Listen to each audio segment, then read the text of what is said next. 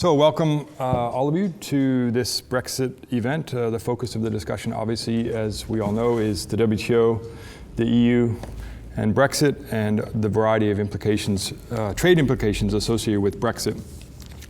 So we're going to have 3 sessions today that are recorded and for publication later. Session 1 is going to focus on UK Brexit trade negotiations within the European Union, the topic that is most frequently discussed at various conferences around the world. So what kind of trade deal will the UK negotiate with the European Union? Will it be a hard Brexit? Will it be a soft Brexit? Will the trade deal be contingent on free movement of labor? How will the negotiations be undertaken? What's the timeline? What role will Parliament have in light of the court decision that happened earlier last week? So a whole range of issues that are sort of intra-EU discussions of trade negotiations for the withdrawal of the United Kingdom from the European Union. For that session, we have Piet Eeckhout from University College London, Sophie Robin-Olivier from Paris Sorbonne, and Simon Lester from Cato. Then we'll have session 2. Session 2 will focus on UK Brexit trade negotiations outside the European Union, a topic that's much less discussed, but equally important, and that is how will the United Kingdom try to basically on its own, separate from the European Union, enter into trade negotiations with other countries, both countries that have FTAs with the European Union as well as countries that do not. And so will the UK remain a member of the European Free Trade Agreements that it's already enacted? Will it negotiate new trade deals with the United States, Japan, and others? How will other countries with EU FTAs respond to one of the most important EU members leaving the free trade agreement? So that's session 2. For that, we have myself, Roger Alford, Simon Lester from Cato, Jennifer Hillman from Georgetown, and Rob Howes from NYU coming remotely. And then finally, session 3 is much more WTO focused, UK Brexit trade negotiations and the WTO. In a post-Brexit world, what will the UK's status be within the WTO and with other major trade agreements? How will the corporations within major UK investments respond to the uncertainty? How actually will the United Kingdom outside of the European Union operate as a WTO member? Whether it be tariff schedules, non-tariff barriers, anti-dumping duties, the whole range of issues that arise as the United Kingdom is exiting the WTO. And for that panel, we have Meredith Crowley from Cambridge, Jennifer Hillman from Georgetown, and then Laurent Bartels from Cambridge as well. So that's the 3 sessions. Welcome all of you to the University of Notre Dame in London. We're thrilled that you're here. It's an incredibly interesting and exciting and nerve-wracking time to be talking about these issues. It's a kind of issue that actually is discussed all the time on the street and in the pubs, and so there's a lot of interest about this issue by the general public as well. In fact, I've been teaching trade for decades, and I've never seen this much interest in trade in my entire life. So, for good and for bad, so right? There's a positive, exactly, there's a positive about this as well. So, that's the background. So, I'm not sure, Pete, do you want to start first, and we can begin with you, or Simon? I don't know if you guys have worked out which order you want to go with. You haven't talked about it. No. Shall I start with some of the process issues? Sure. Sort of saying a few things about the very recent developments and the High Court judgment which came out last week, which I think is likely to have a big effect on the way in which the negotiations between the UK and the European Union will need to be conducted.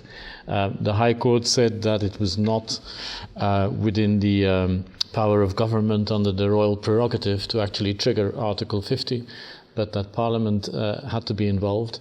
It's a very, very strong judgment, very principled on the basis of a quite extensive analysis of UK constitutional law, unanimously among 3 of the top judges. And I would personally, I think it's a very logical decision. It's one which I had expected because I didn't think the government had a very strong case, and I would be very surprised if that was overturned on appeal before the UK Supreme Court. That appeal is going to be conducted in December, so I guess by about the end of the year we will probably have a final judgment.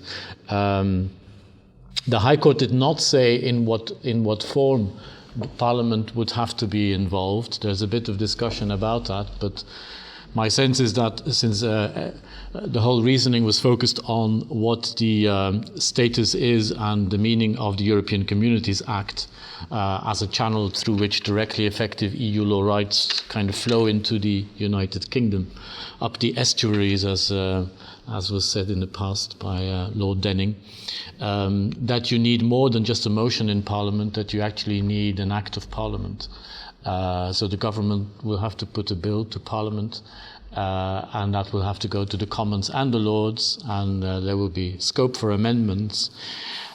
So my assumption would be that Parliament, in the context of that debate, will want to have a say about what kind of Brexit the United Kingdom needs to pursue, and that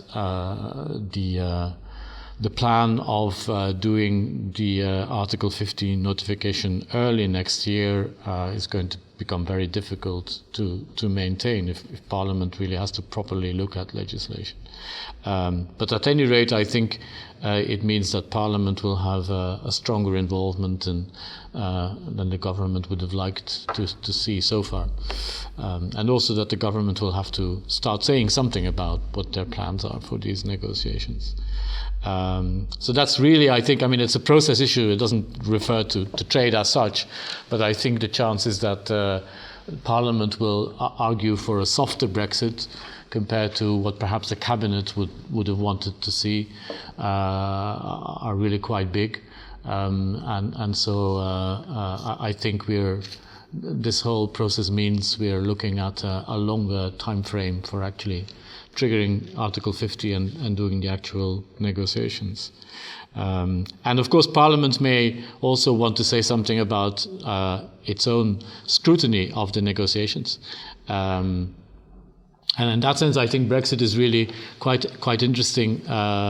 Also, in light of what more broadly and worldwide is happening with trade and trade negotiations, namely that there is much greater political scrutiny, and we see that with the CETA negotiations recently in the European Union. In the United States, of course, it's always been a big issue with elections, presidential elections. In Europe, we're not used to that. But I think it's right and proper for these important negotiations to be subject to scrutiny.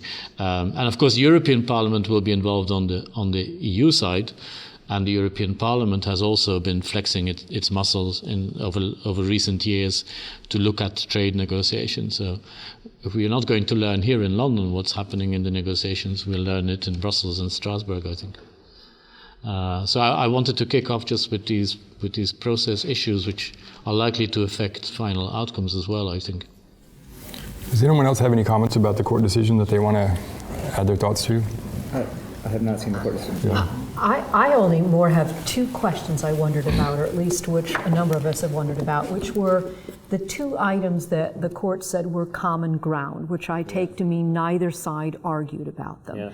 Yeah. One was that once you've invoked Article 50 and started the process of withdrawal, that you may not take it back. Yeah.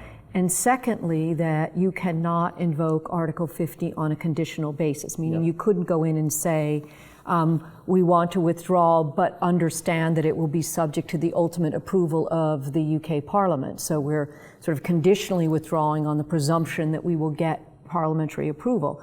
Both of those were conceded, if you will, or not argued over. And yet it struck me that both of them were very instrumental in the High Court saying, ruling in the way that it did. So I guess I was curious whether either of those were surprising at all. And then I don't understand the UK constitutional system enough. Can either of those two items of common ground, can the position be changed upon appeal before the Supreme Court? I think the government is able to change its position on those points. That's how I understand it. That's what I kind of... I wouldn't claim enough expertise in these types of judicial review proceedings myself, but that's what I hear commentators say, that the government would be able to change its mind and argue differently. But I think actually that looking at I also thought that particularly the first point is the UK government. Is it within Article 50? Is it open to the UK government to withdraw its notification? That was critical to the litigation. In light of what the High Court said, I've kind of changed my mind on that, because it seems such a principled ruling on making a statement that this is simply this decision to start the withdrawal is simply not within the prerogative, and there's a role for Parliament.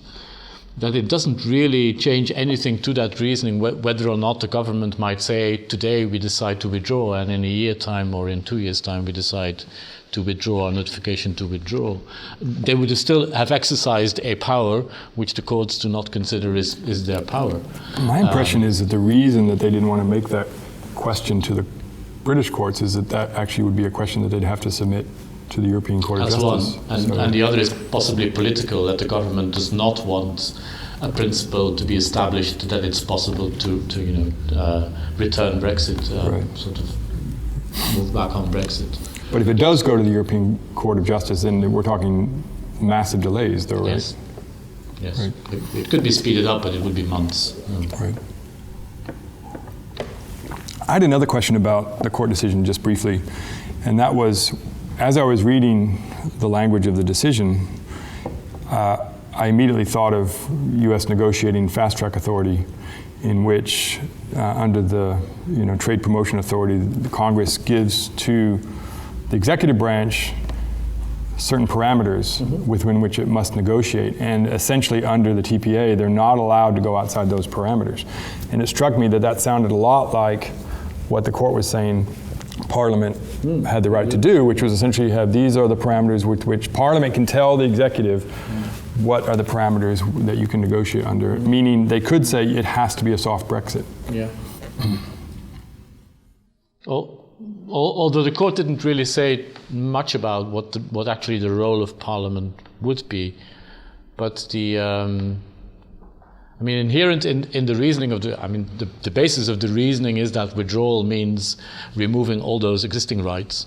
Right. So one would assume that a new Act of Parliament would have to identify which rights ought to be maintained. I noticed that Nick Clegg specifically said he's going to impose conditions upon our approval, so I don't know how much power that's going to be with the Liberal Democrats, but it certainly sounds like to get past both the House of Commons and the House of Lords that conditions will be imposed of some sort by Parliament, perhaps, which sounds a little bit like TPA, doesn't it? Right. No, it definitely does. I mean, this is all new, though. We'll have to work out exactly. Right. We're sort of starting from scratch. Right. It'll depend how assertive Parliament is going to be, and whether they can get their act together and come up with something coherent to tell the leadership to do. Right. Where it might be different than TPA, though, is it sounds like they're not assuming that Parliament would come back and look at the package at the end, right? So it'd be the same as the TPA in terms of like, these are your parameters, but it might be different in that they're not going to get to revisit it at the very end. I mean, often these parameters are pretty vague and flexible, and you would think, the UK leadership could argue that, well, we've done whatever you told us to do, even. It depends how specific they get in their guidance. Okay. Any other questions on Piet before we go to Simon? Maybe just one, because the discussion that came out in France just after the court decision was about, among colleagues, was about democracy versus the referendum. And it's a very general question, but still, whether the Parliament was going to possibly make a decision not to do it, or whether one of the chamber could block, and what it meant, what was the weight of the referendum in this process, what kind of democracy it represents in terms of, it's not as if it was binding. So after all, the Parliament could do what it wants, but it's not possible to deny the say of the people through the referendum. So we were back to this discussion on that. I don't know if... I think that explains some of the angriness and the reactions to the High Court decision. It's remarkable, I think, if you look at that decision, you see what the law is, and you contrast it with the politics. The politics of the whole referendum is that the people have decided and that Brexit is a decision and will happen. And actually, the legal position is completely different. Parliament only organized an advisory referendum, and if you read it closely, there is actually in law no Brexit decision yet. Before Article 50 is triggered, nothing really has been decided. I think that explains some of the anger, but I think it's the responsibility of those who organized the referendum of not really clarifying that in the whole referendum debate as to what actually the status is of that referendum. Everything was kind of left open. And so you see the consequences of that. And for what it's worth, I think the two play together. I mean, I was involved in a lot of the United States negotiations over what exactly is the language of fast track, or what we now call trade promotion authority. But it stems into this issue of what do you mean Brexit? I mean, and this is really the problem, and sort of who gets to define that. I mean, you know, in the US, the negotiating authority on the one hand says specifically you will include provisions on the following topics, et cetera, et cetera. You will include this on labor and that on environment and this, but it doesn't, because it can't mandate what the actual outcome of a negotiating arrangement is, because that requires your negotiating partner to agree to it. And that, to me, is a lot of the struggle here, where everyone can say, well, we want to continue to have access to the single market, but we don't want to have free movement of persons. And then the response, obviously, from the European Union is definitionally the single market equals free movement of capital, services, goods, and people. So if you say you want the single market, then you are effectively saying that you want all four things to be included. So at some level, it's not clear to me in terms of the democracy front, if everybody voted for Brexit, and yet for each person that voted, Brexit meant something different, then it's not clear to me how that then translates into whether the Parliament is or isn't taking away people's rights if a member of Parliament says, I hear you that you want Brexit, but to me, Brexit means this, and since the package that we're getting is not this, I'm voting no on the package, but I'm still honoring your referendum vote, because for me, Brexit means something else than what we're going to get, or we've gotten, whether it's the vote is before or after. But to me, that's a lot of where this push between the sort of democracy of a referendum and the mechanics of voting, of both agreeing on an agreement and voting on it get disconnected from one another, or could get disconnected from one another. I just add, I was quite surprised after the referendum happened, the number of British people who said, you know, this is a important, you know, absolute, this is democracy, this is vital. And I said, but how many have you had of these in the last 200 years? Is this part of, this isn't part of the institutional fabric of Britain to have popular referenda. So even though it has no legal authority, you might think, okay, well, perhaps if there was a long tradition of this within the country, having binding commitment to popular referenda, but these are very unusual, and we've had almost none of them. So how people interpret just the authority of the referenda is quite surprising, I guess, at the political level, they haven't really debated that, have they? There's not been enough people that are willing to challenge to say this referendum was ill-conceived and is not actually a voice of the democracy the way people say it is. We've not really had people say that. Or just even the society never decided that we're going to make policy based on popular referendum that we throw out. I mean, there's many polities around the world where those things, you know, look at the state of California, a lot of policy is created through popular referendum. Many people think it's not necessarily leading to good outcomes, but here's an experiment where a very important referendum was put forward without a clear understanding of among the people about what authority it would have. It's possible because it's so rare, and then they did it this time. They think, well, it must be important. We've never, you know, that gives it the importance because they've never had it. Maybe. And don't you think it's related with the fact that representation of the people is not trusted anymore? Because it's everywhere the same. It's not only here in the UK. All these referenda that you see coming up, and it's disturbing. It's You're saying that a referendum is a reflection of a lack of trust in representative democracy? Yeah, I think it looks like that, and that's why it it's bursting. It's coming at a moment when it seems to be disconnection between the representation, even as traditional as it is here, and with this role of the parliament, the sovereignty of the parliament, so much respected. I kind of like the general concept of direct referenda. The problem I see, just personally, Jennifer, other Americans, I don't know if you see this, is when you look at on your ballot, you'll see some referendum question in a particular state, and it's really not clear what it means. They're just phrased. Now here, right. There's a lack of clarity on what the Brexit vote means, but at least it was clear. You either leave or you remain. You knew that. Mm-hmm. Often with the U.S. state referendum, you're just not even sure what voting yes would mean. They're written so unclearly. Right. Okay. So Simon, do you want to? Yeah, so I think I'm going to get at the big picture question of what Brexit means. And not that I have an answer, but I'm going to talk about it anyway. So I feel like I'm kind of an outsider to this process, and I wasn't really paying much attention before the vote because I didn't think it would succeed. We always have these, Scotland's talking about seceding from the UK, or Quebec's talking about seceding from Canada, but they never do, so I wasn't paying much attention. But then this one came through, so I had to start thinking about it again.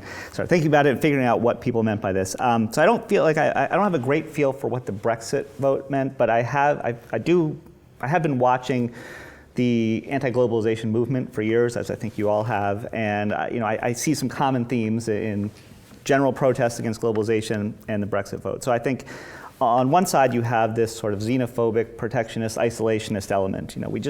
We don't want foreigners here. People, goods, services, capital. We just don't like the foreigners. And that's something that we at the Cato Institute are constantly trying to argue against. We should be more open and tolerant. Foreign trade and people and services, and that's all good. But there's another element that I see in the anti-globalization movement that I think is more legitimate, I have some sympathy for, and that's just this idea of local control or autonomy and just more democratic input into decision making. And so again, I have some sympathy for that one. I'm not fundamentally opposed to what people like that say. In some cases, I might actually support them. The question is, for Brexit voters, which of these themes did they represent? And there may be some others too. And I think the big problem is we don't really know. We don't know what they were saying. But I think that, again, there's this element, there's one aspect of just we want more local control over things. So I'm going to talk a little bit about that and how it relates to whether the UK should be in the single market or not going forward. So the big picture I see here is that there's a trade-off between economic efficiency and local autonomy over regulatory matters. And this is a fundamental issue that we see in domestic systems, so in the US or the UK or Australia or Canada, all these federal systems. There's a question of where power should lie, at the national level or sort of local level or state level. It happens in regional agreements like the EU. It comes up in multilateral agreements like the WTO. At what level should we be doing all this regulating? For the sake of efficiency, we probably want it at the highest level. Now, there's an argument about whether we want to have regulatory competition, and maybe regulation would be better if we let let local democracy sort of experiment with things. But for now, let's just assume it's more efficient in some sense to have one regulation that businesses have to comply with instead of trying to figure out 50 or 100 regulations all around the world. Businesses' costs are lower, to consumers' benefit. So if all we care about is economic well-being, then I think we definitely want some international coordination of regulations. On the other hand, when regulation happens at great distance like that, so in the US, you have the federal government regulating for hundreds of millions of people, or in the EU, even more hundreds of millions of people, people feel detached from that regulatory body. I feel like there's a loss of control. Our voice just isn't being heard. So fundamentally, this is about drawing the balance between economic efficiency and sort of local autonomy, sovereignty. It's a dangerous word to use, but just local democratic input. So the efficient thing to do is have a national policy in place, but sometimes localities will disagree. So I have an example from the US. You mentioned California and their referendum. Well, they had one a couple years ago about rules for cages for hens for producing eggs. And there's a concern that these cages are too small and the hens' lives are miserable in there, so we need to make the cages bigger. And there was talk about coming up with a national policy on the U.S. At the U.S. at the level of the federal government, but there was no consensus on what to do. So eventually, people in California got fed up with it and said, "We're going to pass our own regulation here. We're going to make the cages a little bigger." Still probably pretty miserable for the hens, but anyway, they're a little bit bigger. The problem is when you have different states regulating in different ways on an issue like this, it's very burdensome for business to sort through it all. And we've already seen some people in other states complaining about what California is doing. So I mean, there are 100 different ways this issue plays out. I just wanted to throw out that one as an illustration.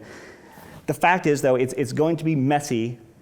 In every different industry, it's going to have its own mess that you're going to have to deal with. And it's going to be complicated to come up with that balance between national or international regulation and local regulation. So as I read the Brexit vote, the question for voters was, do you like the balance that we have now? And the answer was no. But the problem is no one asked what balance do they want. And that's what we have to decide now. What's the balance that they can accept? Another point I want to throw out in the context of this discussion is we should keep in mind that economic integration is not all or nothing. So it's not like our choices are single market or nothing. There's some degrees there. There's a variation between. So within the EU, the EU single market system is a very deep, enforceable economic integration. It goes beyond simple, non-discrimination requirements. It allows individual actors to go to the EU courts to enforce these rules. It's not total integration, but it's pretty deep. There are alternatives that are not as deep. So you have, at the WTO, you have a number of agreements. You have the GATT Article 3, which says all of your tax and regulatory measures can't be discriminatory. That's sort of a weak form of economic integration, but it's pretty good. You have WTO rules that go beyond that. So the TBT agreement, the SPS agreement, they require that measures be no more trade restrictive than necessary or harmonized around international standards or based on science. You can also have mutual recognition agreements for particular goods and services markets. You could do that in free trade agreements. You could do that outside of free trade agreements. So there are ways to integrate economies that are sort of lesser. They don't go quite as far. A question for me about the decision that the UK has to make is, what are the regulatory barriers that people worry about coming up against if the UK is not part of the EU, not part of the single market? And here I sort of have general questions, and I've asked this on Twitter and other places. What exactly are people worried about? And I've heard responses like, we're worried about cars and pharmaceuticals, worried about selling those products in the EU. And I wonder, to me, in coming up with a solution, we need to figure out exactly what the problem is. What specific regulations, if the UK leaves the EU, will diverge, and how will that cause problems for UK companies who want to sell in the European market? And I don't have a clear answer on that. Surely it's possible that the barriers will arise as regulations diverge, but they don't have to. There are various ways that, they won't naturally diverge, but it's possible that they will. But I think it's important to figure out, what are the problem areas and what are all the possible ways that we could deal with it?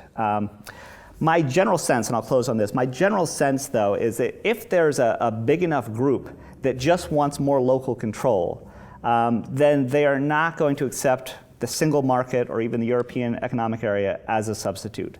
That's still too much. There's not necessarily a specific regulation that they object to, but there's this general principle of we want to be able to regulate for ourselves. And if that's the case, if that feeling is strong enough, then I think that sort of points us to a hard Brexit. And again, there's an economic loss from that. I don't think there's much question about that. And it's hard to measure this gain that you feel that, now we get to regulate for ourselves, but people seem to feel it, in the UK, EU context, and then just more generally with trade agreements. We want to be able to regulate ourselves. So I'll leave it at that, and I look forward to hearing what others have to say on that. Yes, I have a reaction to what you just said, because it's interesting as I hear people talking about it more and more, the notion of one European regulation. Because in so many fields, it's not one regulation. There is sometimes one regulation, but most of the time it's regulation, it's harmonization. So it's there is a margin of discretion. So there is a distance between legislations of member states. Although it's very different from field to field again. But if you take a field, in which I know a little more, labor law, you have yes, you have harmonization and some regulation, in fact, at the European level. But in fact, when you look at what each country is doing in terms of regulating labor, it's very different. And especially here in the UK, since they obtained many possibilities to distinguish from the basic norm. So there are exceptions for, take working time, many exceptions that can be the opt-out, of course, individual opt-out for working time regulation. Many possibilities to distinguish. So it's interesting that the situation now, and I wonder, I mean, it's rather a question than anything else. I wonder how businesses feel about that in terms of there is one European regulation and this makes business more easier or more comfortable, or, less costly. Or whether, in fact, there's already a situation where it's so diverse that in many fields that, you don't get the outcome of, it's less expensive and more efficient. I think that's a great question for business leaders, and that's something I'd want to ask them. Like, how, what are you worried about? What are you worried that you're going to lose, and how do you see the existing situation? And I don't know enough business leaders to ask, but I'm curious about it. But I think you make an important distinction there between the different ways that regulations can be coordinated. And I'm convinced that I can argue to people that mutual recognition is not intruding on your local autonomy much. It's not something that you should have to worry about. The problem, I think, becomes when you have an EU-wide regulation. I mean, and I think there are a variety of them in a number of different fields. And it's sort of this idea, it's just the concept that there's a supranational regulation that has preempted our local regulation. I don't know that it's any specific one that people are worried about, but it's just the general concept that the EU can do that, that has people worried. And again, I don't feel like I have a great sense of the mood of UK voters. I'm sort of reading into this from what I see of the anti-globalization movement, and I did actually, my father's British, and I asked him this question of what he thought about it all, and it seemed like he was indicating just this general concern with the EU regulating. I did not put to him the idea of mutual recognition to see what he thought of that, but I think that people will feel less intruded upon if they feel like it's something they specifically agreed to. So, we agreed to recognize somebody else's regulation, well, that's okay. But if somebody above us is telling us how to regulate, that's where the concern arises. I think, can I just add, I think the other really significant issue to think about is the European community that the United Kingdom joined in the 70s is not the European Union that we have in the 21st century. And so this project of ever closer internalization and market coordination and in some cases a desire for a United States of Europe, I think is really where there's a lot of pushback from the average British citizen, because they thought it would be one thing if it was an EFTA or a free trade agreement that basically regulated the four freedoms, of capital and goods and services and things like that. But to go deeper and deeper and deeper into a closer relationship, I think is where the sort of concern for regulatory sovereignty has really become acute for a lot of British people. And so one wonders why in the negotiations that happened prior to the decision to establish a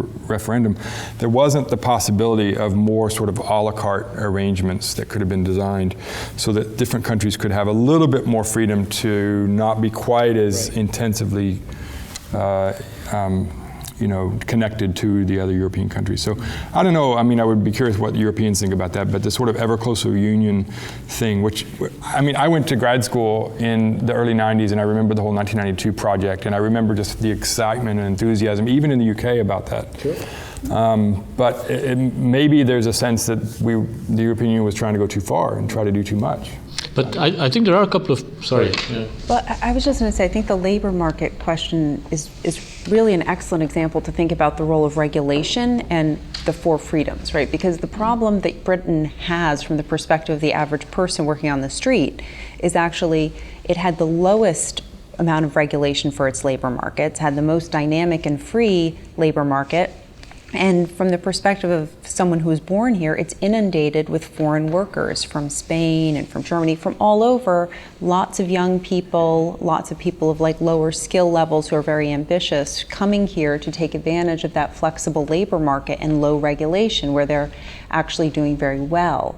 And the problem there, somewhat ironically, is that the lack of labor market regulation is sort of what wasn't protecting the native-born British citizens. So, you know, I guess my concern also about regulation going forward is the large multinationals of the world can always specialize their product to meet the foreign market regulations. So if there's going to be a safety standard in Germany that's slightly different from France or slightly different from Brazil, a large multinational has the capacity to follow all of these regulatory differences and customize on the margin.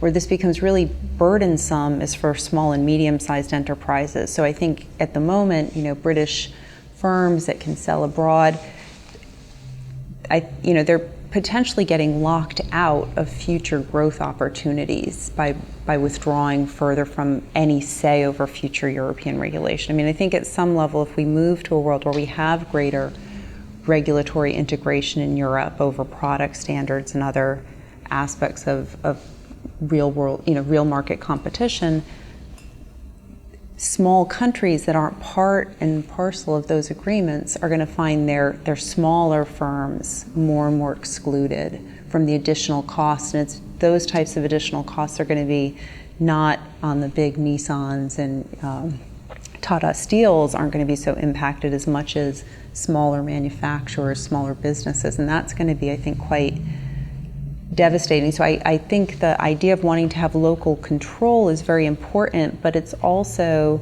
somewhat oddly, by stepping away from being part of this negotiating forum where you can get better regulation, there's some portions of the society are going to be more disadvantaged. And I think that's very worrisome to think about the dynamism of the economy going forward.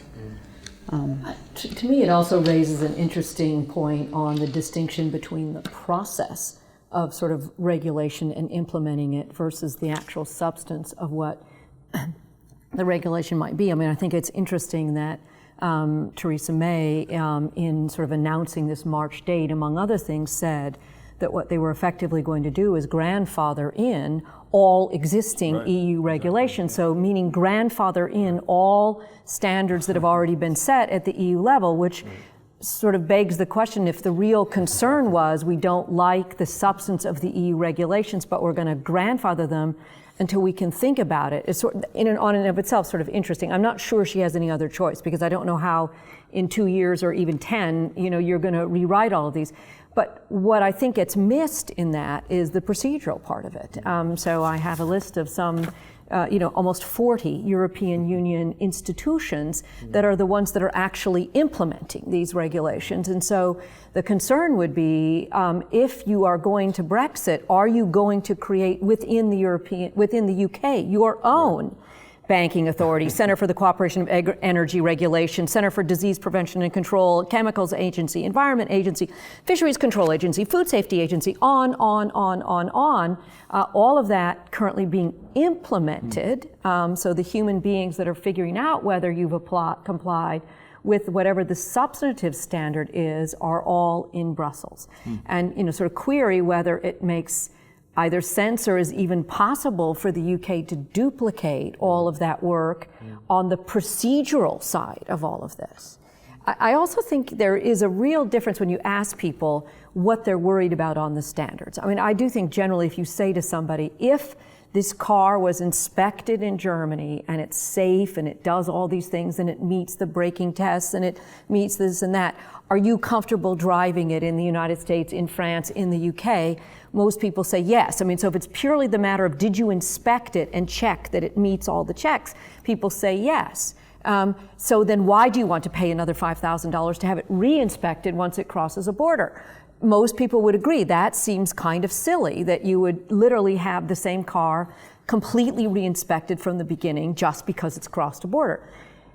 Which is, though, however, very different when you get to the substance of the standard. In other words, I don't want to eat my chicken that's been washed in chlorine, or I don't want to eat beef that's been grown with growth hormones, where the substance of the standard is, I think, where people actually want that local control, where I want to decide at a local level what the substance of the standard should be. And I do think this gets kind of lost in a lot of the discussion about this whole issue of where should regulation best be made, because I think you also have to add into it where should it best be implemented. I think the two examples you give are very helpful because one relates to a product and the other relates to food. And I think food is just particularly sensitive, and that's one where I think in general we should have international rules that are pretty minimal and don't intrude too much. Whereas, cars, yes, we've had this conversation before. I think it's hard to imagine that anybody in America would be worried about a car tested in Germany. I don't know, vice versa, I'm not sure. Or maybe they would be worried. But food is just always sensitive. And, maybe we just need to intrude less in general on, national, local food regulation. That might be why there have been difficulties in establishing international patents, for example, right? There's sort of this sense that patent authority has to be approved at sort of a local or regional level, and there's been many efforts to try to go more global on patent approvals, but there's a sense of like we want to maintain local sovereignty over certain kinds of patents. So there are sort of examples that you say of like, well, internationalization would make sense from an efficiency perspective. Right. But we just don't want to go there because there's sort of countervailing concerns that we have, and that would be an example, I think. And I don't want to give them too much, credibility. It's not saying I feel it myself, but I see that people have these feelings. They keep expressing them in all of the anti-globalization movement, and to some extent, I try to read carefully what these people have to say, and to some extent, I just disagree with it. To some extent, I think it's crazy. But there's another aspect of it, which is, we just like to regulate this ourselves, and that makes some sense to me, and I can even see the argument for regulatory competition. Maybe it doesn't make sense to have one entity regulating everything, because if they get it wrong, it's wrong for everyone, and maybe we should let different jurisdictions kind of experiment, and maybe if we let them experiment, we'd come up with some better regulations. So on this particular one, I see enough that I try to take it seriously and understand people's concerns. I just try to point out like there will probably be an economic welfare loss from doing it this way, but there's something internal that people feel like they're gaining from it. And I think if they're voting that way, we have to take it seriously. and I think that's the one thing about the Brexit vote. It tells us we've got to take this seriously because ultimately people have their this say over this. And this is what 52% of UK voters wanted. I don't know what Parliament will want if they get to step in, but nevertheless, Parliament's sort of representing the voters. So we have to take it seriously, or none of it will happen, and it will all fall apart. But I think that I take all these points. I do think there are differences between the Brexit case and sort of wider globalization issues. If you take, for example, the sensitivity of food regulation, that's not alive in this country at all. It's rather on the continent that people. You've had mad cow disease, and the food came from Britain, didn't come from the continent. And I don't think it was part of the debate about Brexit at all. And there are a couple of other paradoxes at play. When you said ever closer union, I can see that. But what's striking is that I don't think, if you look at the last 20 years, that it's at the level of economic regulation and trade regulation and the internal market that the EU has progressed so much towards an ever closer union. It's been in other stuff. It's been the Schengen area and the consequences on migration and refugees. It's the euro. It's policies in which largely the UK doesn't participate. Foreign policy issues and so on. So where actually there's been a lot more integration. So it's really difficult to kind of understand the vote, because one of the big paradoxes to me was that the United Kingdom was never really comfortable with its membership, but there was one thing which it liked. It was the single market. Now that's jeopardized. And now that seems to be the biggest issue, and I think that's the migration and the movement, free movement issue, which triggers that. So it's a really difficult case to handle, I think, politically. Any other thoughts on Simon's comments? Great. So Sophie's going to sort of focus on the negotiation from the perspective of not only like trade on its own, but also trade as part of a larger package deal of what the European Union might demand in return, right? So do you want to just... Yes, of course. The idea was to talk about the fate of migrants after in the negotiation and afterwards, after possible Brexit. So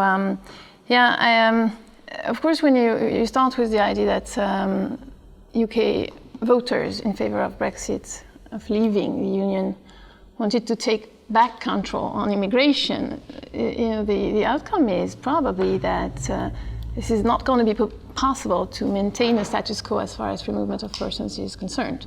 And if you start from that, as you said before, if this is not possible to accept in the UK, then it means that the free market itself, the whole system of the 4 freedoms, is called in question.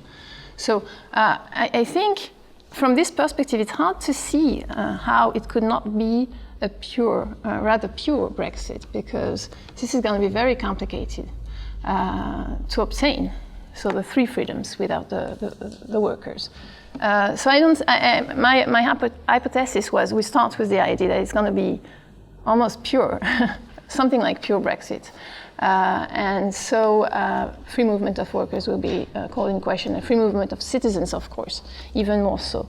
And there are 2 things I wanted to look at, one maybe more quickly than the other. The one thing is there are different groups of people who will be affected, UK migrants to the European Union and the other way around. These groups of people may be in a different situation depending the country where they go. So it's not going to be the same depending where they land, whether they are in the UK or in other member states. And maybe there could be differences between member states of the European Union if there are agreements, bilateral agreements possibly. So there is something about that. There's different groups of people maybe in different situations depending on the countries where they are. And the other point I wanted to make, but maybe later on, if we talk about the first issues to begin with, was to look at and it's a little bit what you said in your book project, to look at the acquis and to see what kind of rights, migrants' rights, will be called in question. It might be that not all of them are called in question, because some of what the European Union what European Union law was protecting is also protected by other ways. It's not going to be the World Trade Organization regulations, but it could be, for instance, the European Convention of Human Rights applying and not allowing complete freedom for countries of the European Union or the UK. So maybe start with the first point on the variety of situations depending on the state of immigration of future migrants. It seems when you start, if it's a pure Brexit, hard Brexit, in the UK there will be a possibility to decide in full autonomy what the consequences will be. But differentiation among migrants depending on their nationality, personal situation, etc. It seems possible that this happens, that there is autonomy recovered. But here I think the limit is the application of the European Convention of Human Rights. And this is going to be, and so maybe there's the next debate whether the UK remains within the system of the European Convention of Human Rights or not, because if it remains within this European Convention, it means discrimination against migrants will be not so easy, not always allowed, and in particular when benefits are concerned, which was one important issue. Granting social benefits to migrants. The population was, it seemed, quite angry about the fact that immigrants were, what was the word, skimming UK citizens' benefits or something like that. So in the UK, it seems to be, you start with the idea that there will be complete autonomy after Brexit, after a pure Brexit, but it's not going to be so simple due to other international commitments of the UK. In other member states, this is something else. There is another interesting aspect of the question, because once the Brexit takes place, UK migrants in other European member states will not become ordinary immigrants. They will be third country national, and they will be shifted to this category, which is not, which doesn't leave every member state free to decide about UK migrants, since there is a whole, quite large package of regulation concerning third country migrants, third country nationals in EU member states. And it means two different things, in fact. It means that UK nationals will have some rights derived from EU legislation as third country migrants, meaning, for instance, a right to family reunification derived from a directive. They will have rights as a third country long-term residents, EU rights, so a series of rights. But in addition to that, there will be the application for UK citizens to the regulation against illegal immigration also. So for instance, this very famous return directive, so-called return directive, will be applicable to British citizens. It's supposed to harmonize and even uniformize national legislation to facilitate the return of immigrants to their home country. So it's imposing harder rules on third country migrants. So this should apply to UK citizens in the EU, and there's no margin of discretion for, there is some margin of discretion, but there is an obligation for all member states to abide by this directive, this regulation. So it's not going, there is some similarities among member states concerning the treatment of UK citizens, UK migrants. Now the question, I think it's rather open for the moment, and maybe you know more than me about that, but the question is whether after Brexit there could be negotiation, bilateral negotiation. Some people contended that it could take place because there are some particular interests. For instance, Spanish workers in the UK, could be protected as a I don't know how to say that, as a in a deal to compensate for keeping pensioners in Spain and treating them based on equal treatment, the situation which is now the case, access to healthcare and, kind of coordination of social security, etc. So whether this kind of deal could take place is a question. I think it's rather open. The solutions under EU law for the moment seems to me is rather opposed to that, because there is a duty for states to behave in terms of sincere cooperation based on the treaty. And sincere cooperation means when states take action individually, it should not affect the union's interests. And in particular, it should not affect existing EU regulation or regulation in progress.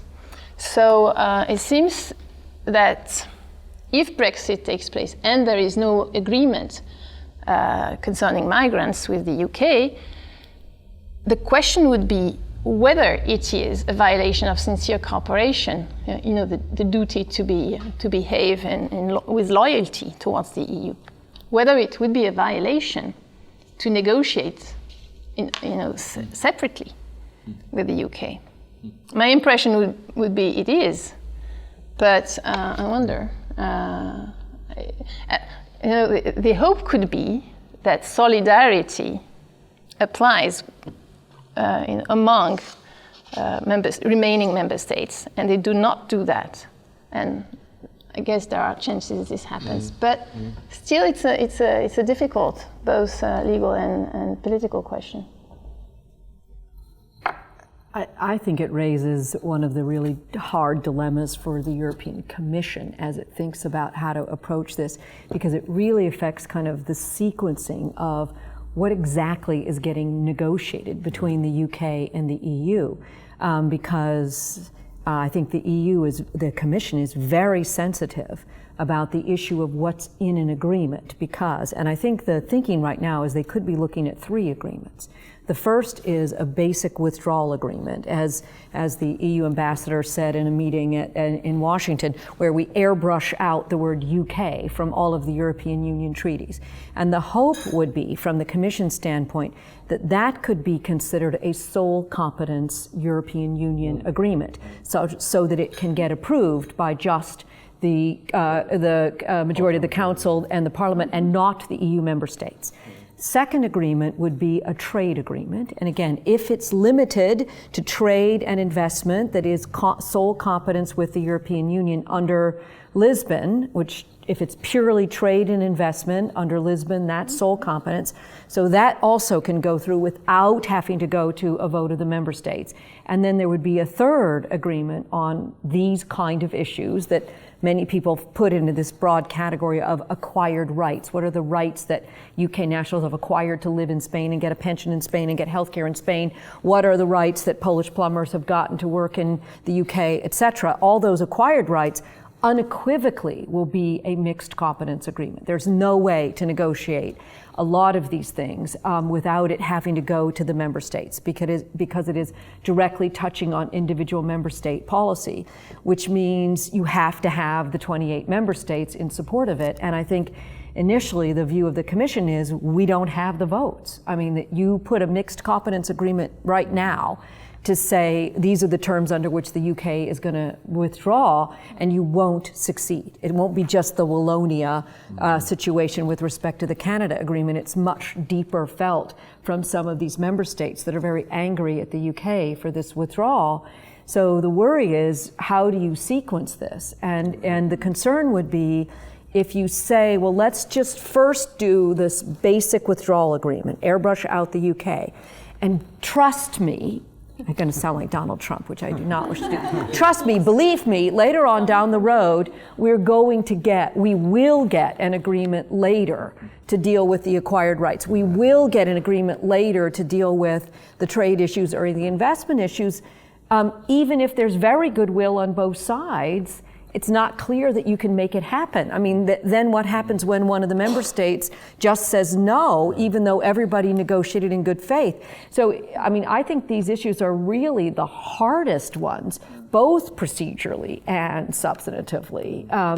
And I think they're harder because, at least my understanding is, the main problem within the UK is the movement of Europeans into the UK, whereas the migration issues on the European side are much more about the Syrian and the Afghan refugees, and they are both legally distinct and create other issues. And then, to me, the other issue that we haven't talked about yet is what does it do on the WTO side? Because you have to remember that, to some degree, commitments on the ability of workers to cross borders may also be the subject of existing commitments under the General Agreement on Trade and Services, the GATS agreement, where, again, the European Union has filed a schedule saying they will permit the free movement of persons under sort of Mode 4 of the GATS agreement in certain areas, in certain ways, in certain things that is specified in their GATS commitments.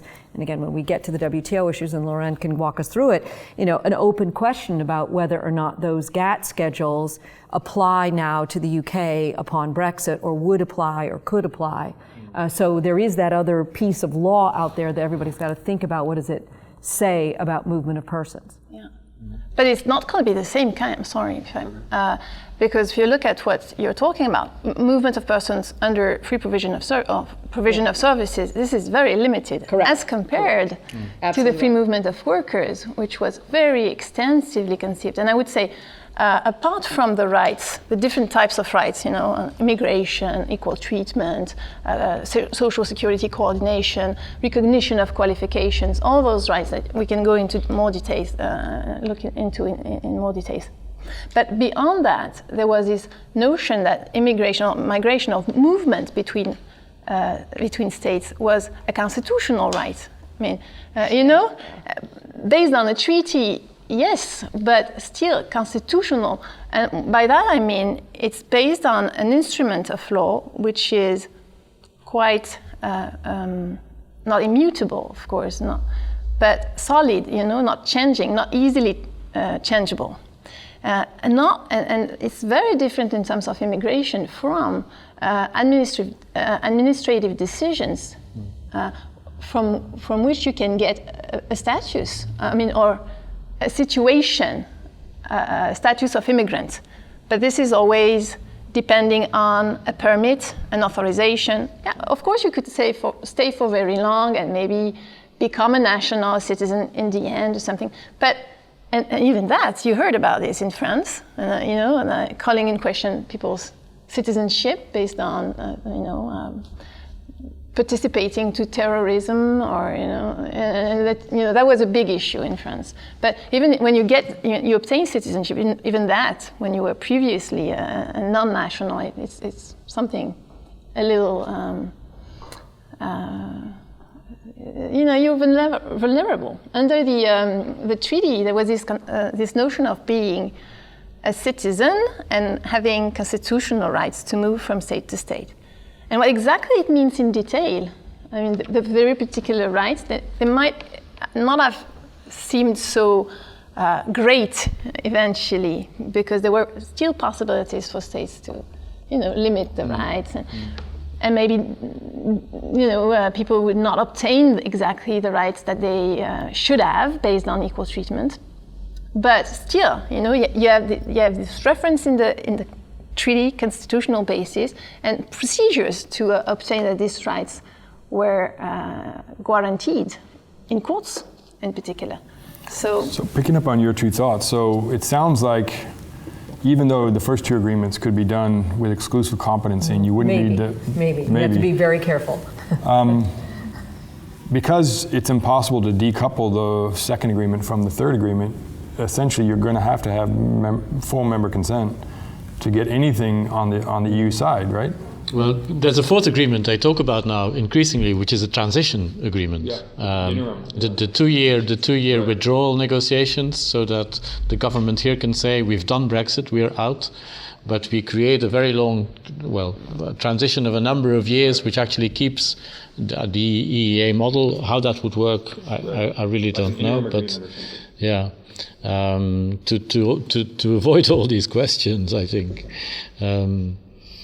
But I mean that itself raises lots of political and legal difficulties, I think, because to say we have achieved our goal to get out of the European Union, but we are still part of something like the EEA, which means free movement, essentially, even though perhaps some deal might be done there on some limitations, but I don't think the EU would want to go too far. Plus it means, of course, keeping all these regulations of the European Union, respecting them in a way which is even, you're in a worse position because you're not at the table any longer where these directives are negotiated. But it seems like the timetable pushes towards trying, after the 2 year, finding some kind of transition from full membership to non-membership. And I don't know how that will be conceptualized, but I think it's going to, as time progresses, there's going to be more and more pressure from all sides to do something like that. So in light of your comments, though, it sounds like it's going to be either a soft Brexit or you get the WTO standards.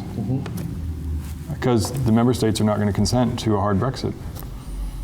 Oh, I mean, yes, they will, I guess, consent to a hard Brexit. I think this is a more... I don't think based on what I hear you saying, I don't think the other member states are going to accept an arrangement maybe we where don't there's agree not free on movement. what I call hard, Okay, then maybe we can, meaning there's no agreement on free trade, meaning it's the end of free trade between free trade in the European conception. I was thinking of hard Brexit meaning there's free trade, but there's not free movement of persons. Okay. So no, I meant by hard Brexit, or pure Brexit, maybe that's not the right. I think usually hard Brexit means it's all going because we can't agree. So it means no trade. It's like you're going to WTO trade rates. You're not going to have people crossing borders. Okay. Yeah. So hard means it's the bad one. It's nothing other than what the WTO provides. So, but a hard Brexit, I mean, could the UK and EU negotiate a free trade agreement of some sort? Would that still be a hard Brexit, or that's considered soft? No, that's considered part of hard Brexit, I think. I would have thought that was part of hard, but I don't know if I'm using That's part of hard Brexit because it assumes that there won't be free movement as part of that. But there the understanding seems to be you can only do that once the UK is out and has WTO status again. And to do that within all of the same process, I'm not sure how that would work. don't know if everyone's using the same terms the same way. Well, this is part. I mean, this goes back to the very beginning point. What does Brexit What does this mean? Yeah. It's very difficult, but yeah, I guess I'd interpreted if the UK doesn't agree to free movement of people, that's, you know, then what is the European Union going to do? And my impression is they're going to say, you know, we're not negotiating over anything else because this is this is it. And they won't, and it's political, because if you create that precedent that you can have the benefits of the single market without accepting free movement, I mean, that's just. I would also, one could also argue it might be in their self-interest, you know, aside from political questions, you know, for things like the free, like who benefits from free trade between the UK and the EU. I think the UK does. In both, you know, there should be mutual benefits going in both directions. But if you think about a large country negotiating a trade agreement with a small country, the large country has all the negotiating power, and if they want to, at the end of the day, put on their WTO tariffs, the harm is going to come to Britain, who's going to lose investment in real manufacturing and other types of things. So I think Britain's going into this in a very weak position. Do you think the UK negotiators feel like they're negotiating from strength or from weakness? I read the newspaper. I mean, I haven't spoken to any of them. I read the newspaper, and I think there's got to be something else going on, because how do they not realize the problems they're into? I mean, they seem deluded in that they don't think they're going to lose foreign direct investment and multinationals to the continent. I mean, I can't see how they're going to keep all these manufacturing firms here. They can try to dole out money, right, but there's a limit to how much you can do that. And it just seems, you know, and they might have some small niche competencies that are hard to move to other places. But I think, you know, 10 years from now, if the EU goes to its WTO tariffs for the UK, I think we would see a lot of this product, you know, real production moving to Europe. And I think it's not just tariffs. I mean, I think it's the non-tariff barriers that are going to drive an awful lot of the movement. And there again, I think you have to drill down into each sort of sector. I mean, we had a presentation on financial services and what's going to happen there. And, you know, as you know, the big deal in financial services is this issue called passporting, right, where it's not just about the corporate item itself. It's about, for example, a particular insurance contract. I mean, right, if this is the terms of the insurance contract and you get it approved in the UK, you can then sell that exact contract throughout the European Union. Well, once you Brexit now, you're going to have it. So it's not even at the level of the firm and whether or not it can move its employees and its offices, or whether it has to have a separately capitalized subsidiary. It's down at the level of literally an individual insurance contract. Can you then sell that contract, right, throughout Europe, or do you have to have it separately approved across the channel? Right. Well, when you start into that, then you're having a lot of companies that came into the UK in order to gain those passporting rights, saying, I'm moving to Frankfurt or I'm moving to Paris. Right. And to me, that's already starting, people are at least starting to look at whether they prefer Frankfurt over Paris. But the fact that they're looking means, you know, that this is already having a very real effect. And if you simply go to WTO rules, you won't have passporting. I mean, you won't have, you know, all of these other things. And there's over 5,000 firms that are in that position, and I looked at the stats, and I think there's 330,000 separate passports that have been issued. So it's a massive number that could be affected by the negotiations if they go sour. But couldn't it be the case that companies continue to follow the norms, European norms, and then fit in with the still presumably have to have their individual contract approved by an EU, and that would not now mean the UK, by an EU regulator. Yeah. And then you have to have your base in the EU. So that's the issue. That's the issue. Now the UK regulator, has equivalence with regulators on the continent. So I asked a question about the UK's negotiating position. Sophie, what do you think the EU's sense of where their negotiation position is? Do they feel like they're negotiating from strength here, like this came out of the blue for them, and they, are willing to let the UK, become a WTO standards, and that's it for them, or Well, really hard to say for now. Huh? It's full of uncertainty everywhere. You have the European level, the Brussels level, and national levels. Right. And for what I can see in France, it's not much debated. These complicated issues. And second, there is the impression that the UK is strong in terms of the economy as compared to the continent. Mm-hmm. So although it's a small, and it's very rational what you said, it's a small country as compared to a larger entity. So it should be that the forces are, there's no balance between the powers. But in fact, there is this impression that the UK will maybe succeed in trading with other countries, and now you see Theresa May going to India, so back to other zones of influence of the UK where the US is not necessarily dominant, and so there is these ideas that the UK is not alone, like a small country isolated, but connected.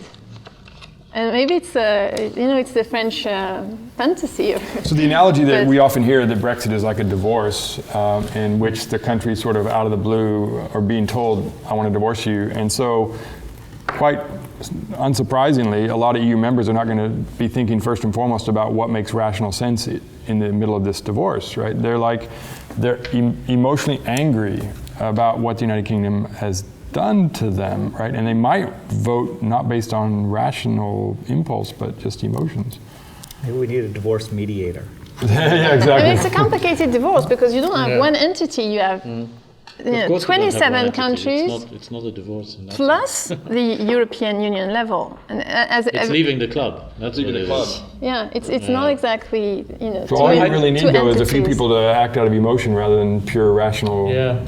It is. My sense from listening to the Europeans, at least in Washington, so again, this is more the EU ambassador to Washington, et cetera, is that they feel they're going to be able to set aside the emotion. They would agree that a lot of their individual member states, this is why they're worried about an agreement that will require the vote of all the member states, because they're worried about the emotions at that level. But at the EU level, the perception is we're grown-ups, we can do this, and it's very much in sadness. I mean, it was an interesting forum in which the last question was put, do you see any silver lining in Brexit for the European Union? Are there any things that now that the UK had been blocking or stopping in some way that you now can get through? And the universal answer by all of the ambassadors there was no. Wow. This is an absolute loss around the world. This is a biggest loss for the UK, secondary loss for the European Union, and a third loss for the rest of the world. And the economics all bear that out. I mean, that this will result in somewhere between a 2 and 4% loss of GDP for the UK, somewhere between 1 and 3 for the EU, and somewhere between 1 and 2% for the rest of the world. So it's a loss, loss, loss. And their perception is, we are committed to working in good faith, to doing everything that we can to make the loss as small as possible. So trying very hard to make the losses as limited as possible, but the single market is defined as all for freedom. So on this issue of movement of persons, no compromise. I mean, just that there cannot be, definitionally no compromise on that issue. And so if that's what the UK insists on, is that they want something less than free movement of persons, it's very hard to see how, even with the best will and the best intentions, that it's an easily obtained agreement. I don't see how you trade off some movement of persons for some tariff. I'll cut my tariff by 10% if you'll let in 17 people, and then I'll cut my whatever by this if you'll let in 100 more people. I at least, having done lots of negotiations, cannot imagine that kind of separate. Not deal with it, but say you'll deal with it, you find an agreement on persons. I'm thinking it's very difficult because it doesn't correspond to the situation, but you remember the so-called new settlement for the UK in the European Union, and the kind of the compromises that it contained, that was incredible. That made other Europeans, I think, very angry at the UK, that they could obtain that kind of deal. It's true, it was to remain at the time. Now, if you think about it, looking at what could be a negotiation after Brexit, the kind of things that in fact, the UK obtained, but that kind of deal could give satisfaction to the UK. And now, if it was applied to all member states, let's take an example. For instance, there was this possibility to limit benefits, social benefits granted to workers. So the UK get a carve out for that. Yeah, in case of massive immigration from some countries, guess who was pointed out without saying. But yes, there were a lot of conditions to put this in place. But the outcome could have been that the UK obtained not to give social benefits to Polish workers in certain cases when they became too numerous. But if you extend this kind of, and with all the caution that was around it, it is in case there is something, threatening the budget, the social institutions of the country, you can say, have something, written with style, and why not accept something similar to that, and then move on with free trade if this is okay. If this doesn't seem to be too much of a betrayal to the British people, because they obtain that Polish workers or other Eastern European citizens do not get the benefits in case it becomes problematic. So I don't know, I'm wondering. But I agree with Jennifer's point that all these issues which are on the table cannot, in my view, be put together in one negotiation, because there are really so many incommensurables there.